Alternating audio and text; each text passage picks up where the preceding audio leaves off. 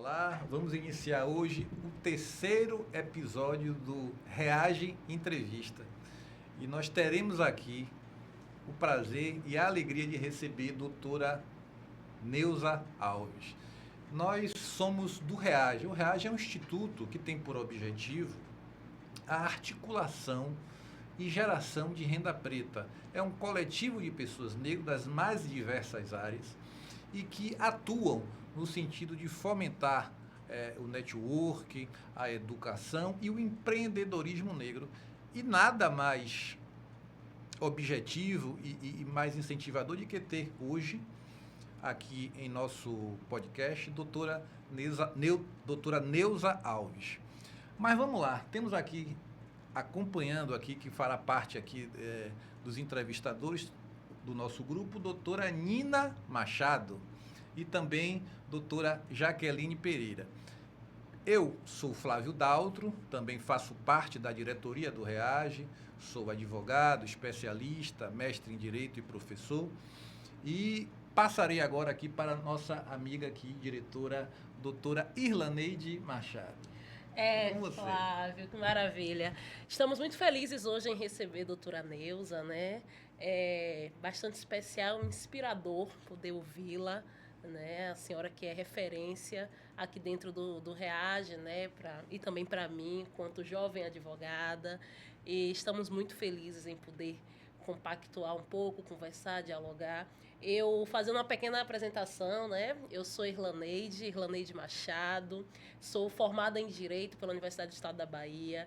Eu tenho uma atuação aí dentro do movimento negro desde os meus 15 anos. Depois de formada, andei também fazendo parte de advocacia voltada aos sindicatos. Também sou advogada popular e assessora e também diretora do Reage, do Instituto Reage. Vou fazer essa breve apresentação por hora e passo também a bola aqui para minha querida Jaqueline Pereira. Seja bem-vinda também, Jaqueline. Muito obrigada. Agradeço a oportunidade de estar aqui, né? Primeiramente, quero dar um grande cumprimento aqui à doutora Neuza, agradecer pela oportunidade, pela disponibilidade. Não tenho dúvidas o quanto é corrido, né, a agenda dela, o quanto é difícil, e ela dá essa oportunidade para nós podemos ouvir a história, aprender com ela, é assim uma oportunidade única, então agradeço. Eu sou uma advogada recém-formada, né? Não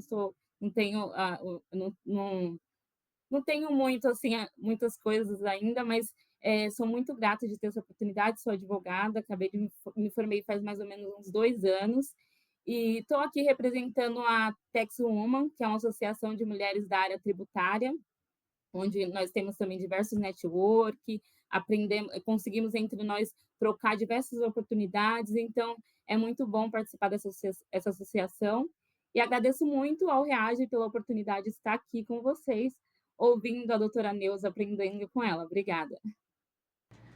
Maravilha, Jaqueline. Doutora Neuza, eu acompanhei uma entrevista sua, em específico, no qual a senhora dizia que dentro da sua trajetória profissional, dentro do TRF, o fator mais pesado não era ser mulher, e sim ser negra, dentro de uma conjuntura política que é estabelecida nos judiciários. Então, eu queria entender o que te influenciou a seguir na carreira jurídica, se a senhora teve assim uma influência dentro de casa, ou era a oportunidade que era dada, e quais foram os maiores desafios que a senhora enfrentou, né, na sua carreira durante esse período aí que a senhora atuou, tanto como juíza quanto desembargadora. Nina, foi um período longo. Eu adquiri vasta experiência de vida, principalmente nesse longo tempo. Mas deixe-me apresentar. Eu sou Neuza Alves, mulher, negra, nordestina, tipo que quando bota uma coisa na cabeça, segue adiante. Eu sou uma mulher disciplinada. E a essa altura, aos 74 anos, eu posso dizer que já vivi e já vi muito. Não vi tudo. Mas eu teria visto muito mais se a saúde não tivesse me cerceado esse direito e eu não tivesse resolvido me aposentar por invalidez aos 68 anos de idade. Então, já estou indo para o sétimo ano de aposentadoria. Já estou em pleno 7º ano de aposentadoria. E isso realmente me dá uma tranquilidade para estar aqui diante de vocês, muito mais jovens do que eu, alguns, como Jaqueline, iniciando na profissão, outros a meio tempo, como Daltro, e ainda uma pessoa que fez e faz muito do que eu gostaria imensamente de ter feito, militância na negritude. Antes de responder a sua pergunta, que eu identifico como de onde foi que eu tirei a ideia para ser magistrada, não é isso que você quer me perguntar? Antes disso, eu devo lhe dizer que eu tive que fazer muitas opções, muitas vezes na vida. Eu fui levada a estar entre a cruz e a espada. E, a partir daí, eu me posicionar, não só diante da minha família, diante da sociedade, diante do meu profissionalismo, mas principalmente diante de mim mesma, aprendendo a me conhecer a cada dia. E posso lhe afiançar. Ainda não me conheço por inteiro. Ainda me surpreendo com algumas emoções que já eram para estar pacificadas depois de tanta vida que eu já vivi. Agora, você me perguntou o que foi que me motivou, né? A influência que eu tive para ir para a magistratura. Assim, é uma história longa e que num podcast eu não vou conseguir contar nada detalhadamente. Eu vou tentar resumir da melhor maneira possível. Eu vim oriunda de todas as camadas da escola pública. Fui parar no ginásio Severino Vieira. E ali eu aprendi o gosto pelo estudo. Ali eu fui estimulada por todos os meus professores. Não encontrei moleza em lugar nenhum. Até porque no primeiro ano de ginásio eu era tão boba, com 11 anos, que quando acabou a primeira aula, eu vi tocar o sino, aí peguei minhas coisas todas e estava saindo da escola para voltar para casa. Quando minha irmã me pegou pelo braço, você está louca? Foi só a primeira aula que terminou. E eu nem sabia que haveria essa sucessão de aulas no mesmo dia, mudança de professores, entre outras coisas. A partir daí eu fui para o ICEA, porque minha mãe disse, você pode estudar o que você quiser em nível superior, a gente vai lhe ajudar. Mas antes você tem que ser professora. Você vai estudar para ser professora. Por quê? Se casar e não der certo, você vai ter sua profissão. E, de todo modo, dando certo, você vai ter uma renda para dizer a seu marido que você não fica com os braços cruzados esperando chegar o dinheiro. Isso, minha mãe era uma empreendedora nata. Uma mãe solo, criou 5 filhos, tendo sido na origem empregada doméstica e tendo engravidado do primeiro patrão. Então, é uma situação que se repete, eu vejo isso acontecer no dia de hoje, mas, graças a Deus, no meu caso, transformou minha mãe numa mulher forte, semi-alfabetizada, me passou as melhores lições de vida. E eu, atenta e disciplinada, pude sorver daquela fonte a maioria dos eflúvios que levariam minha carreira adiante.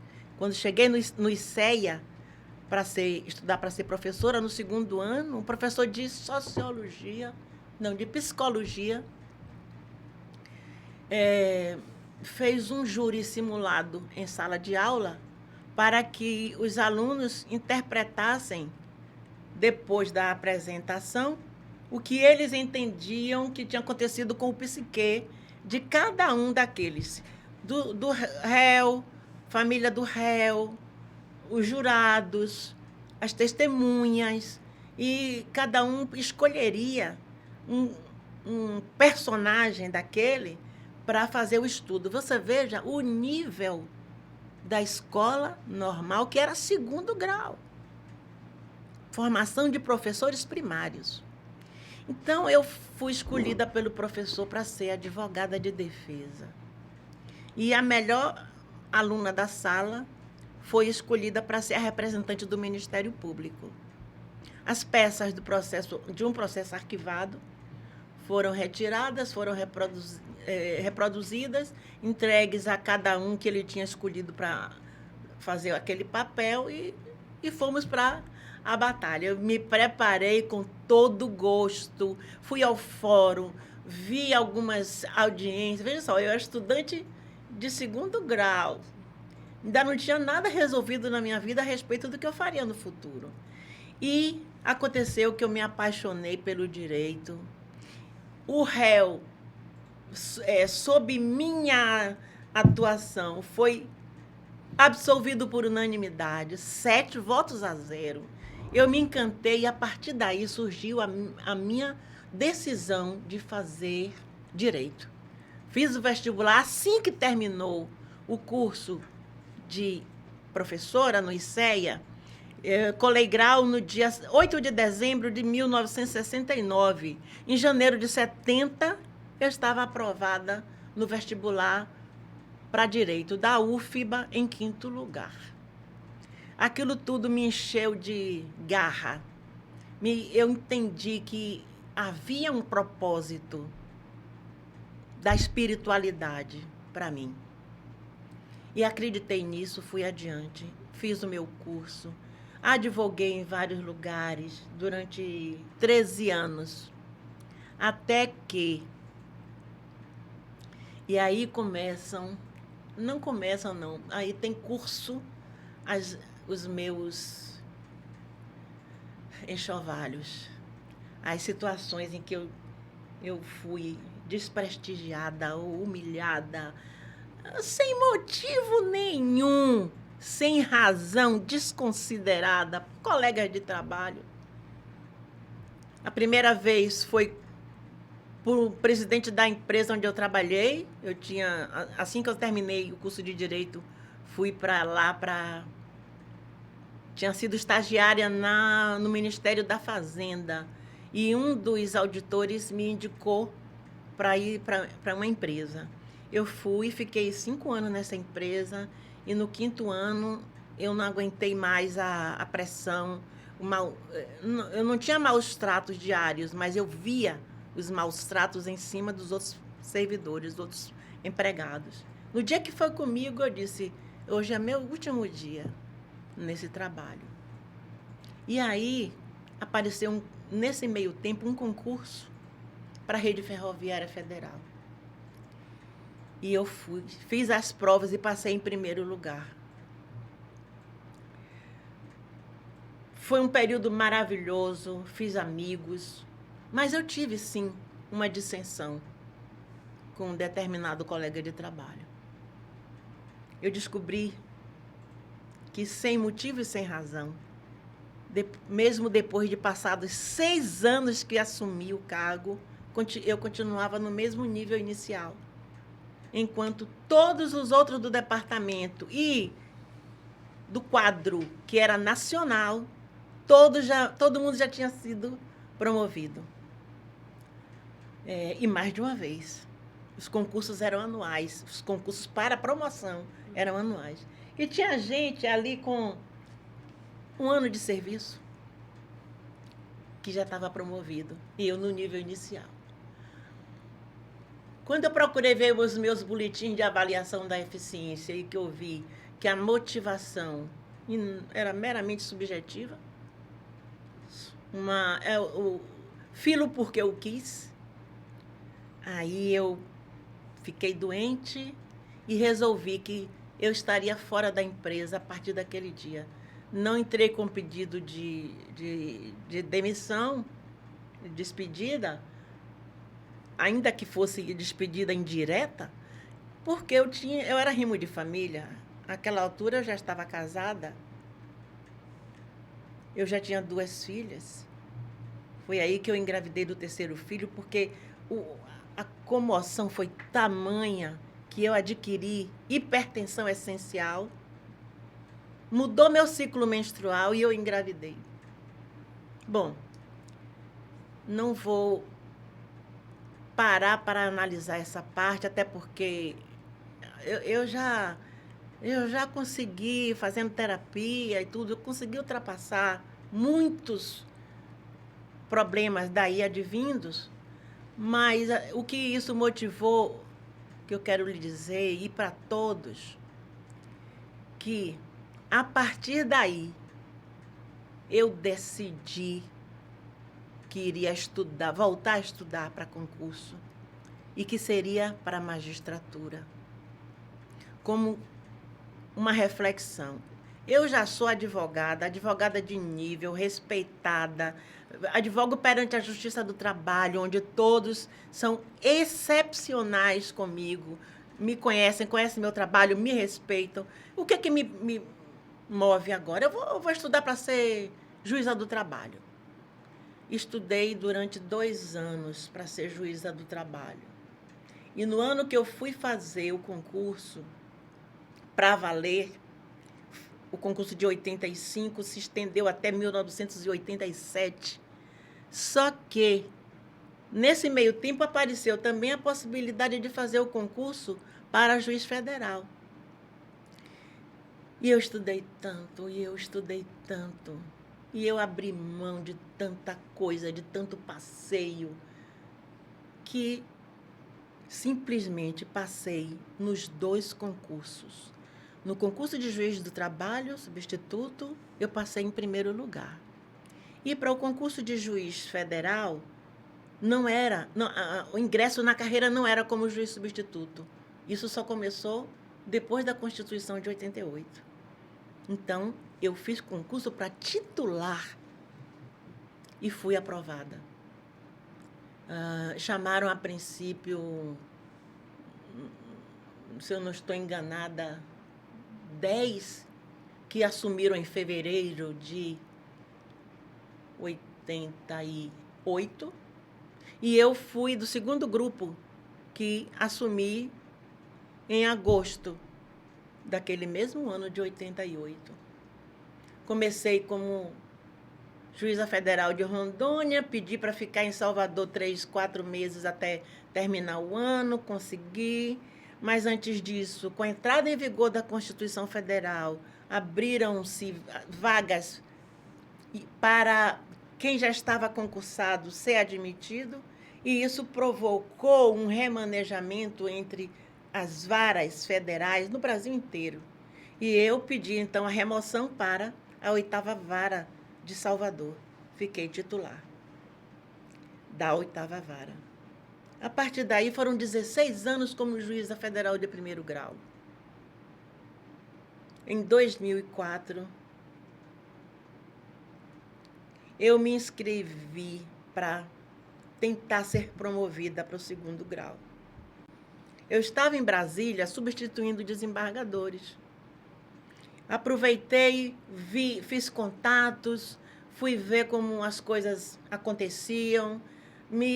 Já estava separada a essa altura e fiz o meu melhor, fiz a minha carta de apresentação com a relação dos meus feitos e esperei, né?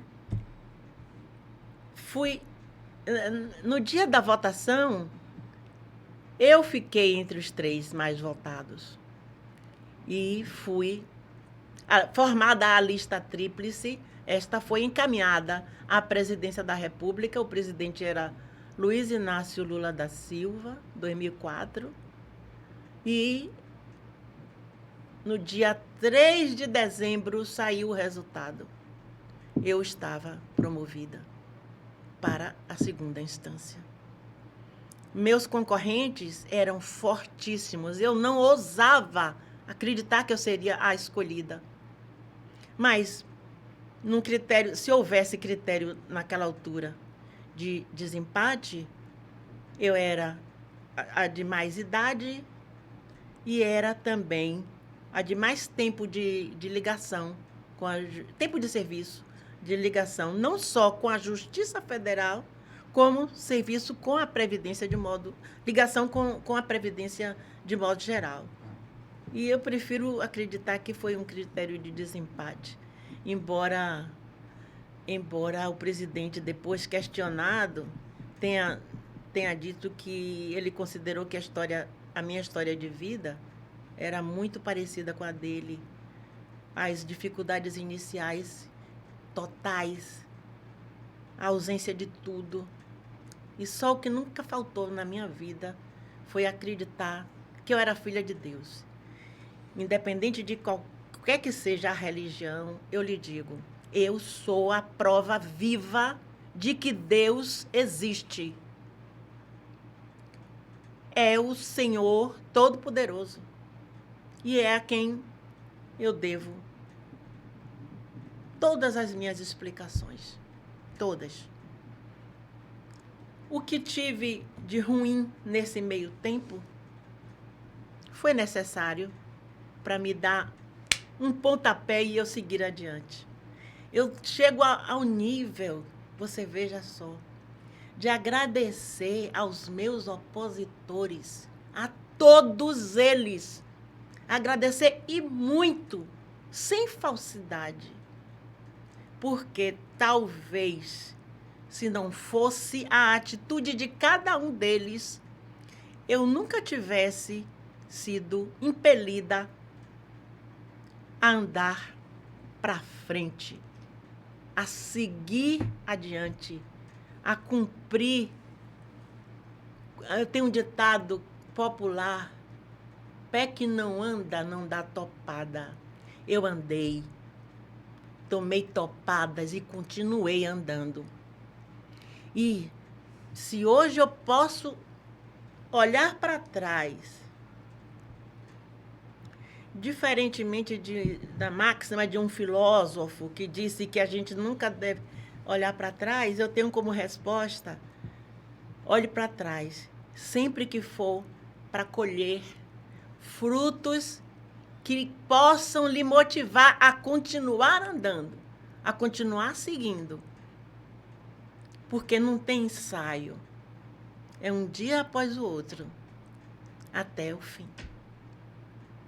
Não sei se eu respondi direito à sua indagação, mas continuo à disposição, se você quiser complementar. Você, ou Jaqueline, ou Flávio, quiserem complementar alguma coisa. Você traz aqui lições, né, em um curto espaço de tempo bastante fortes. Né? A leitura que nós fizemos aqui passa um filme. E na verdade, nos ajuda a transformar isso em uma mola propulsora, para que a gente possa caminhar. Sim. E o Reage é bem isso, nós precisamos nos ouvir. E talvez você foi assim, de uma história fantástica, fantástica de superação. E o nosso povo é superação a cada dia, é provação a cada dia. Verdade, não é isso? É verdade. E aí é com você, Jaqueline. Deixo com você a próxima pergunta aí para a doutora Neuza Alves. Obrigada. Eu sou mãe, né? Tenho um filho de 2 anos, e uma das coisas que eu fiquei pensando foi como que a senhora conseguiu lidar, né, com toda essa questão da vida profissional, né, que exigiu muito da senhora, que é a área da magistratura, e desde quando a senhora se tornou advogada, e conseguir conciliar, né, conciliar a questão da maternidade com a questão do trabalho, né, que é uma coisa que eu sinto muito hoje em dia, essa dificuldade, né? E como foi tanto para a senhora a questão emocional, né, de lidar com isso naquele momento que estava acontecendo, como que a senhora vê hoje, né? Então, a minha dúvida é essa. Jaqueline, você tocou num ponto que eu e Nina já havíamos começado a conversar na antessala. Ninguém disse que ia ser fácil. Nunca. E para mim também não foi. Mas aí, mais uma vez eu vou lhe dizer, no meu caso muito especial, eu fui protegida pela espiritualidade, sim. De um modo ou de outro, a minha irmã mais velha, não tendo sucesso na vida conjugal, tinha 2 filhos, mas no período, logo depois do meu casamento, ela conseguiu se apaixonar por uma outra pessoa, teve mais 2 filhos, ficou com 4, mas infelizmente o esposo dela veio a óbito inesperadamente. E ela, que não tinha emprego fixo, era dona de casa, ficaria à deriva. Não, minha irmã, não deixei. Assumi ela e os 4 filhos. Já agora, sob a condição seguinte: você me ajuda e eu ajudo você. Então, eu podia sair da minha casa às 7, 7h30 da manhã, levar as crianças na escola e sair para o trabalho. Eu sabia que nem precisava voltar para almoçar em casa, porque ela teria providenciado o almoço, providenciado o banho, a mudança de roupa, o dever de casa à tarde. E quando eu chegava à noite, era somente para revisar. Era só durante o dia no telefone, era comumente chamada ou para queixa ou para alguma dúvida, e estava sempre respondendo presente. Era difícil porque você está no meio do trabalho. Por exemplo, eu era advogada da rede ferroviária. Eu estava no meio de uma audiência, eu não podia atender um telefone. Mas, assim que acabava, eu ligava para saber o que era. Entendeu? E eu ia fazendo assim, temperando as partículas de tempo que sobravam de uma ou de outra atividade para ir enxertando com o que faltava para ser feito nas demais atividades. A gente consegue... O ser humano é capaz de coisas que ele não acredita, que ele nem sabe que é capaz. A potencialidade é demais. Você me falou hoje, Flávio, alguma coisa quando a gente vinha para cá de carro, sobre que quando a gente é levado às últimas consequências, vem a criatividade. A criatividade, né? Sim. A escassez nos leva à criatividade. Isso, exatamente. A escassez, escreva isso, Jaqueline, no seu livro, na capa de sua agenda. A escassez nos leva à criatividade. Com disciplina, acima de tudo. Com capacidade de renúncia, se necessário, a prazeres outros, em razão de um prazer maior. Aquele que você elegeu como sendo a sua meta para ser alcançada. Certo? A mera motivação, ela passa. Porque um dia você acorda motivado, o outro não. Mas a disciplina, não. A disciplina você é faz o que tem que ser feito diariamente. E você faz o que tem que ser feito. Mas que isso, e é entender que a vida não para, né?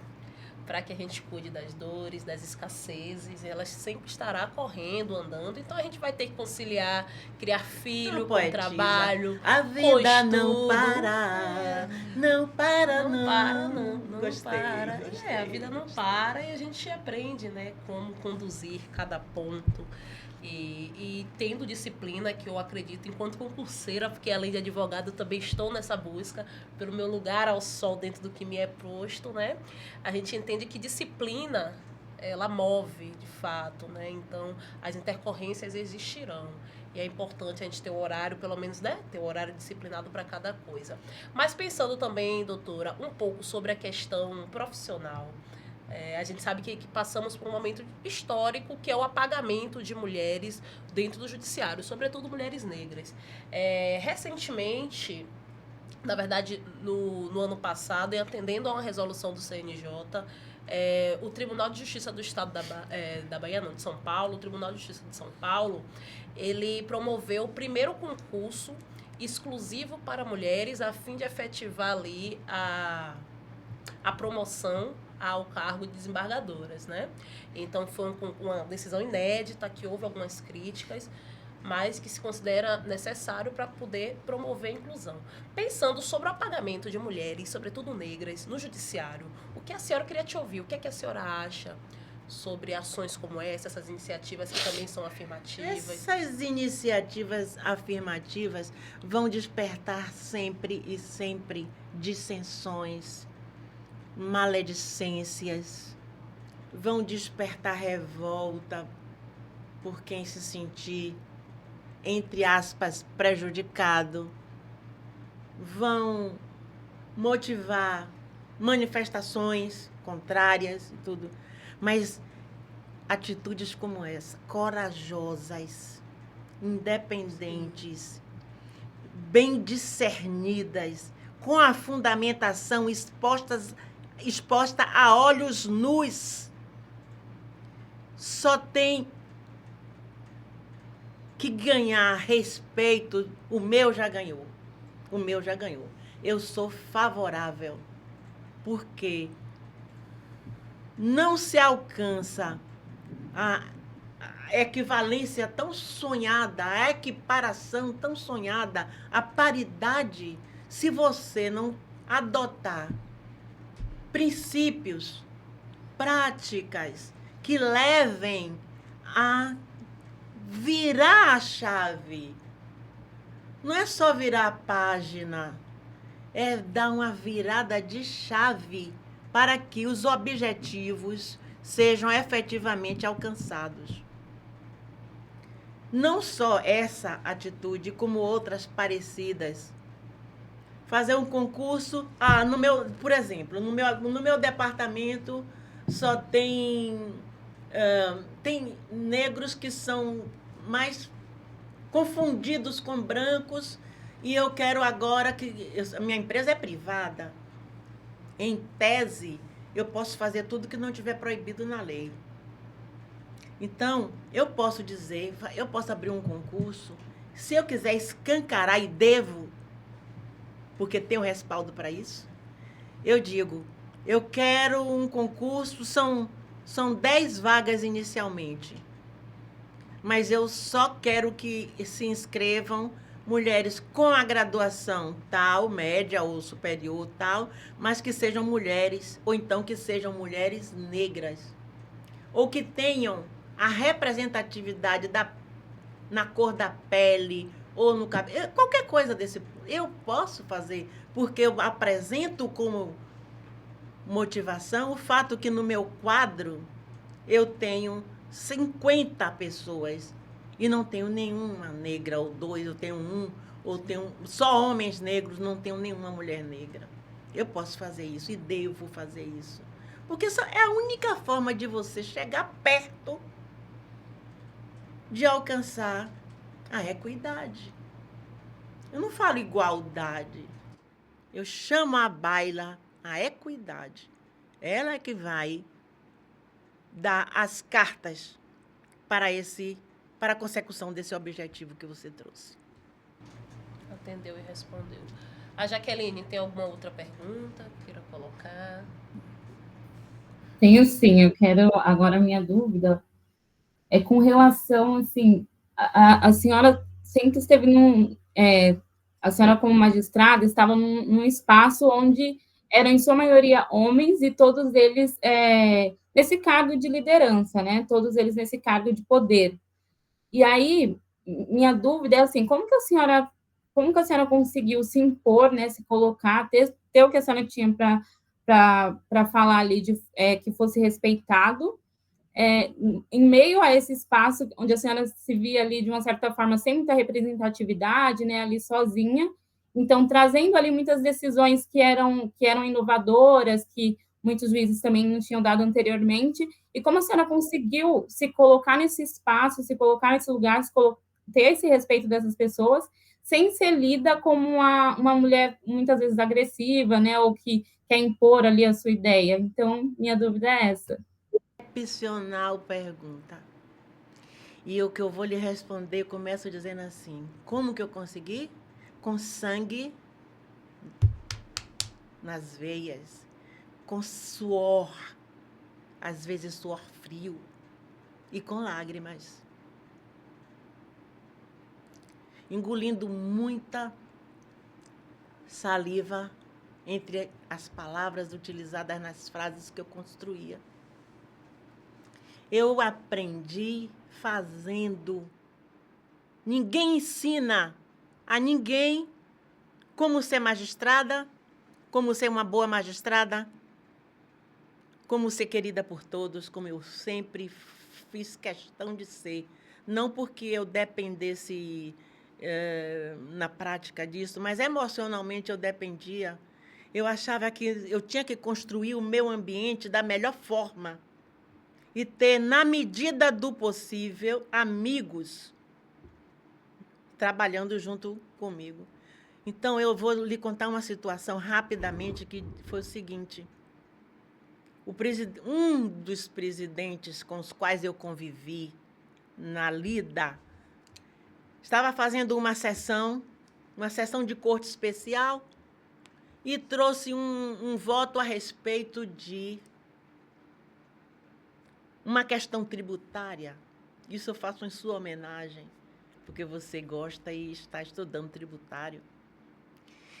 Então, depois que ele fez a colocação e como ele mostrou, como ele decidiu, as discussões do voto começaram. Cada um dizia uma coisa, e eu, que estava, então, iniciando, só ouvia e anotava, lápis e papel na mão, anotando o que um dizia, a motivação, a fundamentação, o artigo, anotando o que o outro contrariava, anotando e formando o meu juízo para saber como eu ia me pronunciar. Na minha hora, eu não interrompi hora nenhuma, não fiz pergunta nem nada, só esperei a minha hora. Quando chegou na minha hora que a palavra foi dada, eu fiz meu voto pela liberação da verba tributária que tinha sido retida, tendo em vista que a exação de que se tratava não estava bem caracterizado o fato gerador.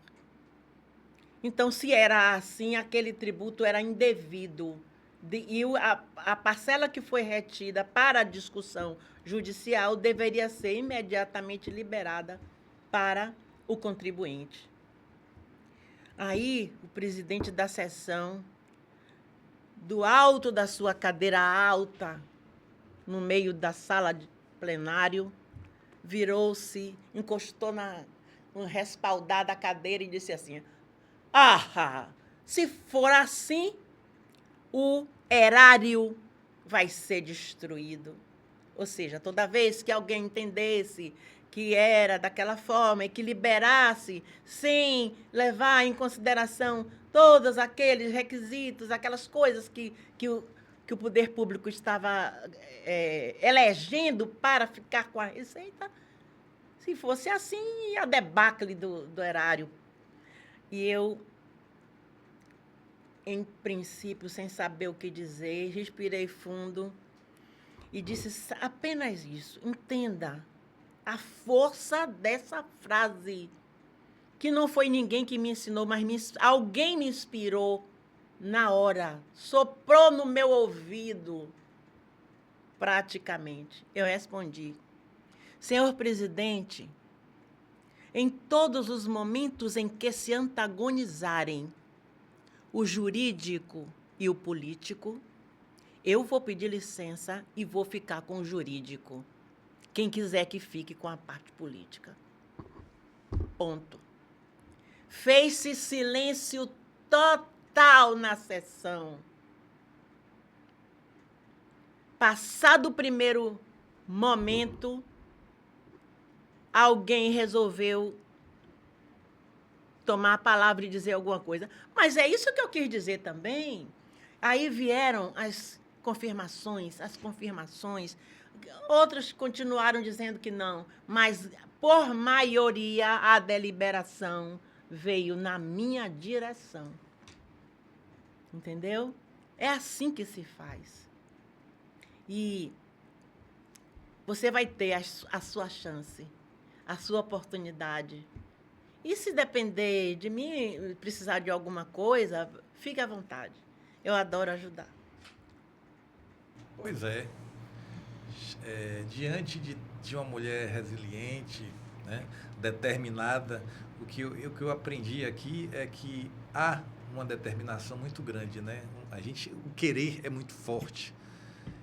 E serve para a gente aqui de realmente revigorar as nossas energias.